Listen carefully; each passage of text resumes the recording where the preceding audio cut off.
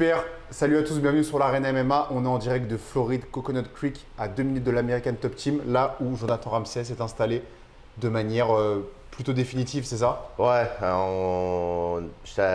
j'ai venu en camp d'entraînement, je crois, 2 fois, en louant des Airbnb à des prix complètement ridicules. Puis bon, j'avais pas d'argent acheté par les fenêtres plus que ça pour continuer à m'entraîner ici. Je pense que la solution, c'était ça, c'est de prendre de quoi à long terme. De toute façon, je pense que ma carrière dans la prochaine année, elle va juste être de plus en plus forte. Donc, j'ai investi dans un condo juste à côté. J'ai pas été trop compliqué, là. J'ai sorti du gym après un entraînement, puis je me suis dit, c'est où le plus proche? En face, c'est là. J'étais allé là, puis j'ai pris un condo là. Donc beaucoup pensaient que tu faisais un camp à l'American Top Team, mais c'est pas un camp, c'est un vrai déménagement. Tu vis plus au Québec, tu vis en Floride. Ouais, la majorité du temps, maintenant, je vais. Je peux littéralement, toi, tu l'as vu, Lucas, on va directement au gym à pied. Ouais. On traverse la rue, puis on est rendu. Puis avec les camarades que j'ai dans ce gym-là, c'est les meilleurs, c'est l'élite mondiale. C'est sûr qu'on peut pas avoir vraiment plus haut de gamme en termes d'athlètes que l'American Top Team.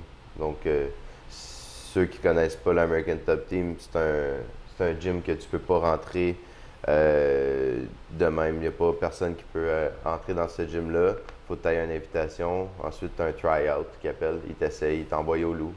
Puis là, t'es accepté, mais rendu dans le gym, moi j'ai vu l'opportunité que c'était de me faire accepter là. Fait que j'ai juste comme pris la chance qu'on m'a donnée à deux mains. Donc on va parler des Ultimate Fighter, l'UFC. On va parler aussi de ton potentiel retour pour un combat samouraï. Mais avant ça, explique-nous un petit peu, ça fait quoi de t'entraîner? Dis-nous avec qui tu t'entraînes déjà, les gros noms avec qui tu tournes et à quel point c'est différent du Québec. Ouais, c'est sûr que Marvin Vittori, qui est un athlète incroyable en wall wrestling. On a Moïcano, qui est un élite dans le jiu-jitsu. C'est un des ground games les plus complets dans le UFC. En striking, t'as Poirier qui vient de faire une performance incroyable, un knockout de très fou. Puis sans compter tous les autres fighters comme Biggie Boy qui vient aussi de se battre, d'avoir une grosse victoire. Pesao, il y a du monde. Il y a du monde. Ducan. C'est tout des gros noms. Puis ça, c'est UFC. Après ça, t'as Bellator, Et Austin PFL, ouais. Vargart, John Eblem, écoute, Dalton Rasta. On rentre là, c'est l'élite mondiale. Tu le vois, tu le ressens. Tu rentres sur les mattes, protège-toi, puis donne tout ce que t'as. Puis c'est le même à chaque entraînement. Fait que je l'ai ressenti littéralement en m'entraînant une semaine là. Après ça, j'ai vu comme mes autres semaines, c'était de mieux en mieux. Puis en continuant mes entraînements, j'ai vu que mon amélioration a vraiment allé. Explosé. Ouais. Ben, littéralement, quand tu te bats avec ces gars-là, t'as pas le choix de suivre le rythme, sinon tu vas être à l'arrière à mes premiers entraînements. Je te dis pas que c'était les meilleurs, là. Mes premiers entraînements, je me suis fait brasser, puis j'étais comme wow, qu'est-ce que j'ai-tu ce qu'il faut? Puis à force d'y être, tu te rends compte que. Que tu as ce qu'il faut. Ouais, c'est ça, exact. Alors, qu'est-ce qui s'est passé avec The Ultimate Fighter? Ça tournait l'info comme quoi tu avais dû sortir de ton combat contre Dejan Kajic parce que tu avais l'échéance d'Ultimate Fighter. Donc déjà, avant Dejan Kajic, tu l'aurais battu? Selon toi? Vu sa prestation contre El Pidio, t'en as pensé quoi? De Dejan Kajic? Moi, je pense que je suis plus explosif que lui. Je pense que je suis plus complet. Peut-être qu'il est très bon striker, mais je pense que je suis un très bon striker aussi. Et donc, tu as dû pull out de ce combat parce que ton management, qui est First Round Management, on va y revenir aussi sur First Round Management, mais en gros, ils t'ont demandé de ne pas combattre pour te préserver pour du Ultimate Fighter. Ouais, exact. Donc, j'ai écouté ce qu'il y avait à faire. Puis j'ai attendu pour aller là-bas. On s'est rendu, ils m'ont envoyé le billet d'avion, j'ai fait mes médicales. Ils doivent avoir mis des milliers et des milliers de dollars. T'étais à Vegas là? J'étais à Vegas, la bouffe, tout payé, hôtel. J'étais dans les 10 finalistes, puis ils en prenaient 8. Puis il y avait un par chaque pays, sauf qu'on était 2 du Canada. Donc là, il y avait Tommy Théocaris. Super de gars, il est super nice. On a eu du fun dans le lobby, mais bon, j'ai vu qu'ils ont pris lui au lieu de moi. Moi, j'ai aucune défaite, puis il y a 5 défaites, 9 victoires, 5 défaites. On peut dire qu'il y a de l'expérience. Quand tu regardes la fiche, c'est pas, je pense pas que c'est le talent qui a fait qu'il a passé dans moi. Je pense vraiment que les vidéos qu'il a envoyées, les histoires qu'il a peut-être. Moi, je suis ici en Floride à grosse chaleur à 40 degrés, tandis que lui est au Canada, peut-être avec les conditions dans les vidéos. Moi, la seule chose qui fait du sens, pourquoi ils ont pris lui au lieu de moi, c'est ça. C'est les vidéos. Puis clairement aussi, la UFC m'ont dit, bon, c'est pas nous, on est hors du contrôle. Il dit, ça fait 14 ans que je fais ça, puis t'es une des raisons que je comprends pas. J'étais sûr que t'étais dedans. Mais regarde, il dit, c'est la production qui nous a envoyé le casting final, puis t'es alternate. Fait que c'est comme ça qu'il m'a dit ça. Il dit, garde le focus parce que dans la White Contender, ça peut arriver assez vite. Donc, Et tu étais à 185. Ça, ouais. c'est une précision importante. Tu te bats normalement à 170, c'est ta catégorie naturelle. Ouais. Mais là, tu étais prêt à y aller à 185. Est-ce que tu avais pu faire une prise de masse un petit peu avant ça? Ouais, je pense que certains l'ont remarqué un peu. Là. C'était pas une coupe de poids comme je suis habitué de les faire. C'était mange beaucoup, puis tout le temps. Puis entraîne-toi tout le temps. Mais j'ai vu ma qualité d'entraînement puis mes blessures descendre. Ma qualité d'entraînement monter, les blessures descendre. Ça paraît l'alimentation. Et tu avais un game plan pour tous tes possibles adversaires dans la maison? J'avais fait le tour. J'avais vu les gars à l'hôtel, j'avais tout marqué. J'avais 2 pages complètes avec des vidéos en lien. Donc là, tu étais prêt à gagner The Ultimate Fighter concrètement? Ouais. On était dans une chambre d'hôtel enfermée, puis j'étudiais. C'est ce que je faisais. Bon, alors maintenant, parle-nous un petit peu de First Round. Tu as signé avec First Round. First Round t'ont ouvert les portes de l'American Top Team? First Round, c'est mon manager Maurice Blanco, qui est un des très très bons contacts chez First Round. Lui, il s'est occupé de moi vraiment bien. Il m'a dit, garde, je suis capable de t'avoir un try-out là, si tu veux aller. La seule chose au début, il ne voulait pas m'avoir. J'étais allé 5 jours en Floride. J'ai envoyé un highlight de mes vidéos. Puis il a dit, garde, va l'essayer, mais eux, je te dis, ils cherchent du long terme. Ils veulent pas des walk-in, ils acceptent pas ça habituellement, mais ils acceptent que tu y ailles. Vas-y lundi, telle heure, puis présente-toi là, puis on s'en reparle. Mais c'est sûr que prends en note que c'est pour du long terme. Donc je suis allé là, c'est un cours de lutte, je me rappelle, avec Moko, un des élites en wrestling encore. Là, j'étais allé là, puis j'ai adoré, puis le monde, j'ai vu, le monde sont vraiment cool aussi dans le gym. Après ça, Maurice m'a écrit, bon, ils t'ont aimé, mais il aimerait ça, si tu peux faire ton camp d'entraînement là, pour me montrer que tu peux retourner. Donc j'ai dit, ouais, pas trop, je vais faire 2 semaines de mon camp d'entraînement contre Kaïk. C'était ce camp d'entraînement-là. Fait que je suis retourné là-bas, j'ai fait mes entraînements. C'est là que j'ai eu ma semaine de try-out. Ma première semaine, ça a été vraiment rough. C'est pour ça que Kaïk, j'ai vu, j'ai les qualités de combattant que j'ai dans l'American Top Team m'ont brassé plus que qu'est-ce que brassé El Pidio dans le cage. Première semaine, deuxième semaine, c'était mieux. Je voyais là, mon pace était vraiment bon. Puis, écoute, je suis tombé en amour avec la place, le gym, l'ambiance. Parce que c'est pas l'ambiance seulement des coachs qui est importante, c'est tous les fighters alentour. Il y a une symbiose entre tous les fighters, tout le monde s'entraîne. Tout le monde, c'est ça, le monde font ça de leur vie. À 10 h le matin, il y a 45 personnes. Tu vas à 11 h, il y a encore 50 personnes. Tu vas le soir à 6 h, il y en a 30, 35. Le monde le soir sont plus tranquilles. Tandis qu'il y en a d'autres qui vont peut-être dans d'autres gyms faire leur strength training. Mais à 10, 11 h, c'est tous les cours de tous les fighters qui se rassemblent. Est-ce que tu veux nous parler du test, un peu la première session où il te teste, ouais. À quel point c'est dur? Parce que je pense que c'est dur de se rendre compte du tryout, de la difficulté, de la rigueur qui t'impose. C'est pas compliqué, Jet au loup. ton tryout, c'est les sparring. Il t'envoie, écoute, mon premier sparring, c'était Chris Duquesne. Mon deuxième, c'était Grant Dawson. Après ça, ils m'ont envoyé dans la cage avec Marvin Vittori, puis ils m'ont fait finir avec un gars du Bellator là, qui s'appelle Mota Kilis. Ah ouais, c'est une lourde pression. Donc, après 50 de même, là, faut que je vomisse, où est la poubelle.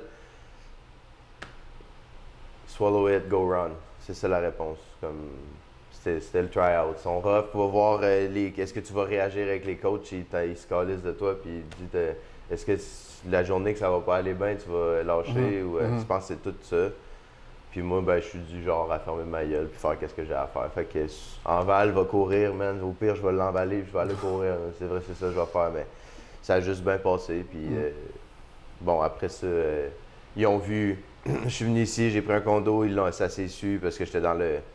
Je veux pas, ça s'est su. J'ai parlé un peu au coach, fait que ils ont vu mon sérieux, puis maintenant. Il y en a d'autres dans ce coin-là, non? Tu disais, il y a des combattants dans la zone où tu vis.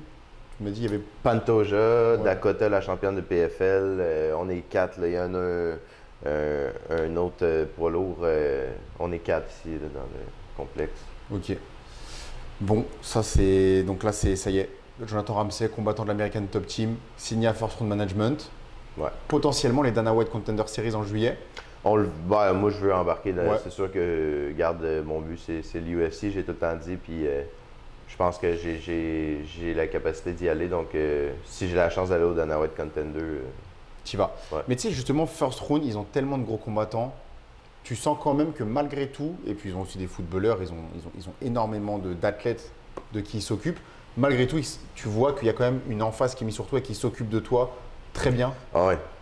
Moi, je vois que, bon, Maurice, c'est comme, si tu veux, il y a les CEO, il y a une pas une hiérarchie, je dirais, mais chacun a son boulet. Ouais. Il y a le CEO qui va s'arranger, Malky, qui est super cool. Il m'a parlé, il vient me voir aussi.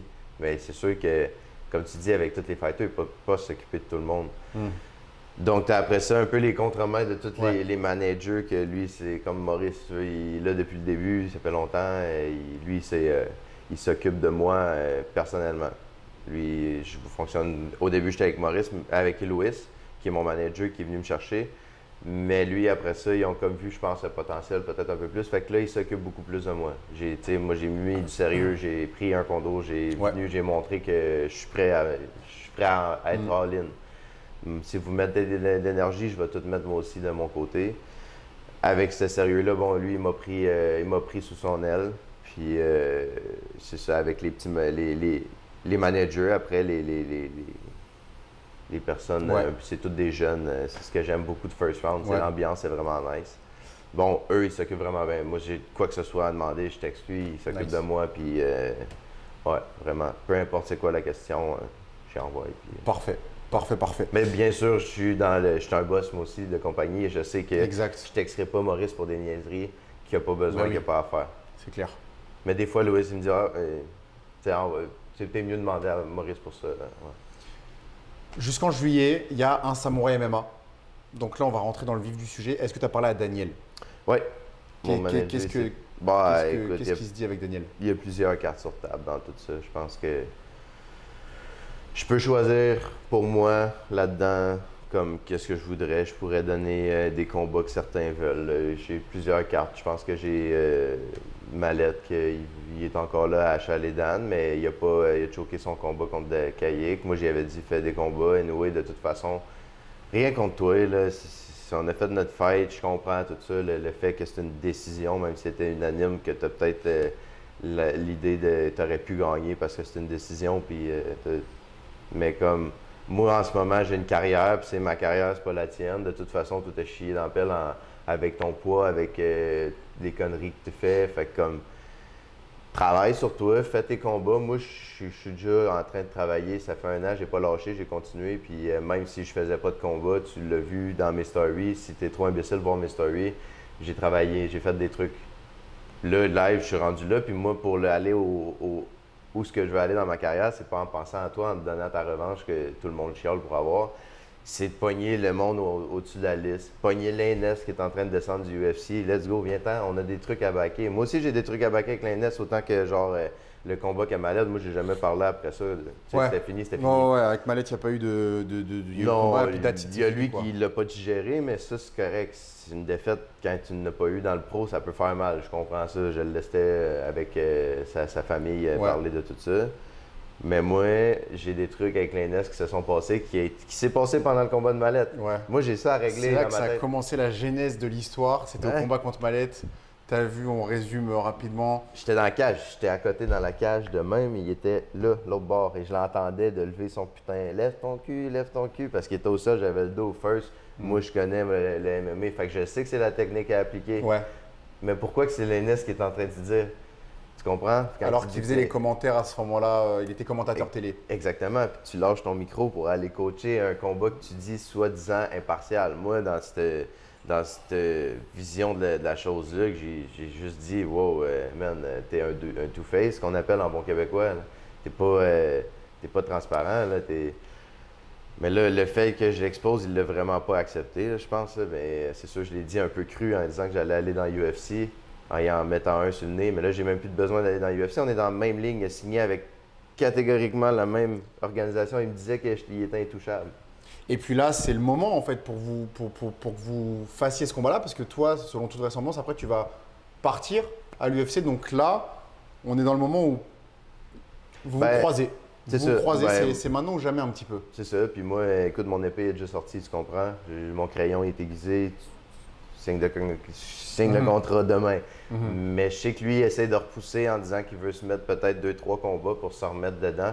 Tu es un gars de la UFC, tu n'es pas supposé te remettre dedans. Je pense que si tu veux avoir ton plan de match pour remonter rapidement, la solution pour toi, c'est de battre le prospect numéro 1 au Québec, puis on se posera pas de questions en ce moment. C'est moi qui ai la ceinture dans 170 livres. C'est moi qui fais jaser sur bien des affaires. Viens te battre. Viens dans la cage. Et puis en plus, il a dit qu'il voulait se battre à 185. Et toi, comme par hasard, bon, voilà, tu es prêt à te battre à 185 vu que c'était ça qui était censé être pour The Ultimate Fighter. 170, 165, 185, 190 Super Fight. Parce que tu veux continuer à manger jusqu'au combat. Moi, c'est pas le poids que je vais regarder, c'est le nom qui est en haut du contrat. Donc là, toi, maintenant, ce que tu veux à Samouraï MMA, c'est Yohan Lennes. En ce moment, ça aurait été ça. C'est vraiment, mais ce que j'ai entendu, c'est qu'il veut 2-3 combats pour se remettre dedans que je comprends pas. Moi, je pense qu'il m'évite parce qu'il a peur, parce qu'il sait que je le bats. Puis il a parlé trop, puis là, il veut pas paraître pour un fou parce qu'il a trop parlé en disant que c'était un aigle, puis moi, j'étais un pigeon. Et qu'il allait me finir en 30 secondes. Mais moi, c'est ça que je sais que c'est pas vrai. Moi, depuis le début de l'histoire, les seules choses que je dis, c'est des choses vraies. Je dis, t'as dit ça, your dick, that's it.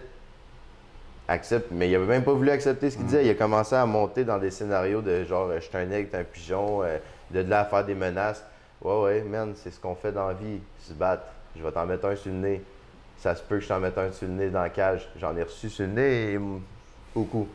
Mais c'est de même dans la vie. Puis là, tu commences à inventer des histoires, à essayer de détourner mes mots. Moi, j'ai juste dit la vérité. Puis encore là, regarde, tu vois, il dit qu'il ça y prend 2-3 combats quand que on sait tout qu'est-ce qu'il a dit. Là, ça fait quoi, 6 mois? Ouais, même pas. Ben, vous deux, on vous entendait dire que vous battiez l'autre. Exactement. C'est ça qui est, même sur les réseaux et partout ailleurs. C'est une question à clarifier qu'il faut qu'on clarifie. Et tous les fans, quand ils ont su que Yohan Lennes signait à Samouraï MMA, en commentaire, tu pouvais voir en dessous Ramsey Lennes, Ramsey Lennes, Ramsey Lennes. Tout le monde veut voir ce combat. Est-ce que tu penses que ce serait l'un des plus gros combats de l'histoire du Québec en MMA? Est-ce que ce serait le plus gros combat de l'histoire du Québec en MMA? Ramsey versus Lennes? Peut-être. Venez tous voir ça. Si ça arrive, on espère que ça arrive. On va poser la question également à Yohan Lennes, mais donc tu auras entendu que pas forcément chaud. Et je pense que si vraiment il avait été down, Daniel aurait voulu le faire, vu que c'est dans son intérêt pour Samouraï MMA d'avoir ce combat-là. Tout le monde va venir voir ça. Mais Daniel… On rapporte de l'argent à nous, on rapporte de l'argent à Yohan, on rapporte de l'argent à Daniel. Vous avez ce que vous voulez en retour pour votre argent. Du spectacle. Du spectacle. Vous payez pour un spectacle. Yohan Lennes contre Jonathan Ramsey, c'est un gros spectacle, je pense. Je pense que c'est un banger. On appelle des bangers, ça c'est un banger. Même Charles Jourdain, quand on avait fait l'interview, il m'avait dit alors qui frappe plus fort, Lennes ou Ramsey? On veut savoir. Tout le monde veut savoir. Tout le monde veut savoir. Tout le monde veut savoir, Johan, il faut que tu te dises que c'est comme ça. Et qu'après, il n'y aura pas de rancune, l'histoire, elle sera… Non, moi, je suis pas du genre, regarde, on finit l'histoire, that's it. Après ça, moi, c'est ça que je veux aussi éviter, c'est qu'on est dans le même monde. On est les deux des Québécois, les deux, on est appréciés. Là, moi puis lui, on a un shit, that's it. On a un shit, puis moi, dans la vie, j'ai tout le temps réglé, j'ai jamais été un rancunier. Si on en vient au point, après, c'est fini. C'est comme ça, des fois. J'ai joué au hockey, on se battait au hockey, puis on se tapait dans la main après, là. Pas de stress, là. Mais Daniel, il t'a pas proposé Yoann Lennes, il t'a proposé d'autres personnes pour… Carl Prepolec. C'est ce qu'il m'a proposé. À quel poids? À 170. OK. OK, mec. OK, peut-être que le gars, c'est un dog, c'est un ancien de la UFC. Je vais l'accepter si c'est à lui que j'ai à aller, parce qu'il y a les combats dans la UFC, il y a exactement ce que je veux, il est en haut de la liste. Oui, il y a les caractéristiques pour que j'accepte ce combat-là, donc j'accepte le combat de Carl Prepolec aussi. Mais c'est pas dans l'intérêt monétaire et du spectacle d'aller vers Carl Prepolec quand on sait personne n'attend ce combat-là. Personne ne veut voir ça. Moi, mon ami Cérès, il est arrivé une mésaventure sur sa coupe de poids contre lui. Et là, je passe à l'arrière de lui pour prendre son fighter. J'aime moins ça. Le scénario est moins beau, même si le combat en soi, c'est un beau combat. C'est un beau combat pour moi, ça va me faire monter dans les échelons. Mais c'est pas ça qu'on veut voir vraiment. Non. On aurait un petit goût d'amertume parce qu'on veut voir Ramsey contre Lennes pour le premier combat de Lennes à Samouraï MMA. L'histoire serait trop belle en fait pour passer à côté. Ce serait dommage de passer à côté de cette histoire. Moi, en tant que fan, je me dis, mais là, tu peux faire un film tellement tout s'embrique bien pour que ce combat-là arrive. Ouais, tu pourrais avoir une saison, tu pourrais avoir une émission là-dessus. Et puis, j'ai l'impression que s'il n'arrive pas là, il n'arrivera jamais en fait. Il n'arrivera jamais, mais il sait aussi que ça n'arrivera jamais, je pense, Johan. Et c'est pour ça qu'il… Oui, bien sûr. 2-3 combats, c'est comment? C'est à la moitié d'une année? Ouais. Tu sais, en fin 2024, je suis dans l'UFC. C'est sûr. J'ai signé à quelque part, certain. Dites-nous en commentaire à quel point vous voulez voir Ramsey contre Lennes, et si vous voulez voir Ramsey contre Lennes, ça va peut-être inciter tous les acteurs à accepter. On t'a proposé quelle date? 3 mai, moi c'est le 3 mai. 3 mai. Tu vas me battre. 3 mai Samouraï MMA. Info exclusive. Pas confirmé encore, mais ça semble être pour le 3 mai. Ça s'enligne pour mai, début mai. Moi c'est l'idéal, début mai. Let's go. Parfait. Je pense qu'on a abordé tous les sujets chauds. Est-ce qu'il y a autre chose que tu aimerais aborder? Comment tu as aimé la Floride, Miami? C'est quoi le vibe? Comment tu l'as ressenti? En fait, c'est un autre monde par rapport au Québec. Ça n'a rien à voir et je comprends, Jonathan, d'avoir déménagé ici parce que tu te lèves le matin, tu as les palmiers, il fait 25 degrés. Tu n'es pas dans le même mood qu'au Québec où tu te lèves, tu as de la neige qui est toute marron, il fait froid. Ta vie n'est pas la même. Tout change en fait. Ton environnement fait changer ta vie. Ouais. Littéralement. Au-delà qui est l'American Top Team, juste le fait de vivre au soleil, où tout le monde est cool, où il y a des grands espaces. Où les athlètes les meilleurs au monde habitent ici aussi. Rien que ça change tout en fait. Tu le sens dans le vibe, ouais. Et puis même ton état d'esprit n'est pas le même au final. Non. Tu es apaisé, tu es serein. Ouais, puis il y a tellement de personnes qui réussissent ici que tu regardes et ça motive à travailler fort. Parce que t'es comme, wow, c'est ça. Check. Comme la société bâtie. Exact. C'est comme ça. Puis tu regardes, puis tu aimerais donc ça, être comme l'athlète que tu vois en avant de toi. Et le nombre de personnes qui ont des grosses voitures, enfin c'est… T'as l'impression que tout le monde réussit dans son domaine. Ouais, tu sais pas c'est quoi le domaine, mais… Et puis il n'y a pas aussi, tu m'as raconté une histoire, il n'y a pas de gêne par rapport à la réussite. Ici, non. Par exemple, il y a quelqu'un qui t'a demandé à un moment, vu que tu étais au volant d'une grosse voiture, qu'est-ce que tu faisais for a living? Ouais, et comme le gars il est à côté à une lumière, il me demande, il me dit baisse ta fenêtre. Attends. Ouais, ça j'ai su, il a fermé. Non, vas-y, on va finir avec cette caméra. Ouais. Bon, il me dit descends ta fenêtre. Qu'est-ce qu'il veut? Je baisse ma fenêtre.